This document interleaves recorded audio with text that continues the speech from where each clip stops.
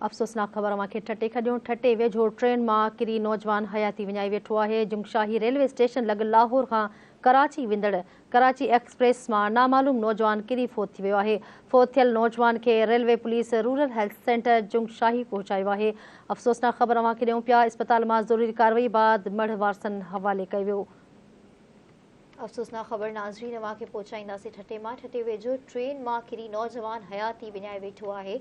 जुंगशाही railway station लॻ लाहौर खां कराची वेंदड़ कराची एक्सप्रेस मां नामालूम नौजवान किरी फौत थी वियो आहे। फौत थियल नौजवान खे railway police rural health centre Jungshahi पहुचायो वियो आहे। इस्पताल मां ज़रूरी कार्रवाई बाद मढ़ वारसनि हवाले कयो वियो आहे।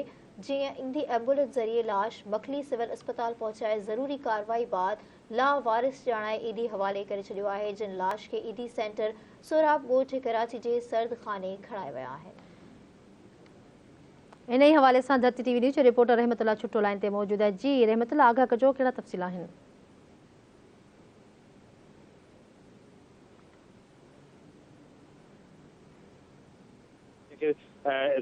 रूरल सेंटर जुंगशाही आंदो वियो, उन खां पोइ वधीक ज़रूरी कार्रवाई लाइ सिविल अस्पताल मखली आणे उतां जेको ज़रूरी कार्रवाई करे एडी सेंटर जे हवाले कयो वियो। त एडी सेंटर वारनि जेको मड़ खे कराची जेको एडी सेंटर आहे उते मोकिलियो वियो आहे। जीअं अञा ताईं का बि अहिड़े नौजवान जी सुञाणप न थी सघी आहे त को वारस अञा ताईं न थी सघियो।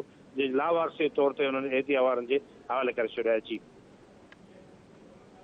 ठीकु आहे रहमतुल्लाह, वॾी महिरबानी अव्हां तफ़सील ॾिना।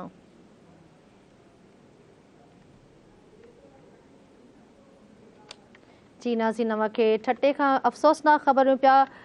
ठटे वेझो ट्रेन मां किरी नौजवान हयाती विञाए वेठो आहे। जुंगशाही रेलवे स्टेशन लॻ लाहौर खां कराची वेंदड़ कराची एक्सप्रेस मां नामालूम नौजवान किरी फोत थियो हो। अव्हांखे अफ़सोसनाक ख़बर ॾियूं पिया। फोत थियल नौजवान खे railway police rural health centre Jungshahi पहुचायो। इस्पताल मां ज़रूरी कार्रवाई बाद मढ़ खे वारसनि हवाले कयो वियो। जिन खे ईदी एम्बुलेंस ज़रिए लाश मखली सिविल अस्पताल पहुचाया वियो।